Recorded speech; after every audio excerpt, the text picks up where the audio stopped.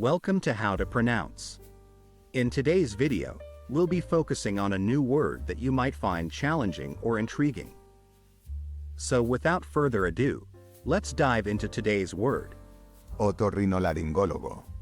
which means an ear, nose, and throat doctor in Spanish. Let's say it all together. Otorrinolaringólogo. One more time. Otorrinolaringólogo. Now let's split the word into syllables and then pronounce each syllable one by one. O, tor, ri, no, la, rin. Geo con acento agudo. Lo, go.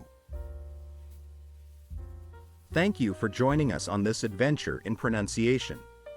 Remember, language is a journey, not a destination. Keep exploring, experimenting, and expanding your linguistic horizons. We'll see you next time.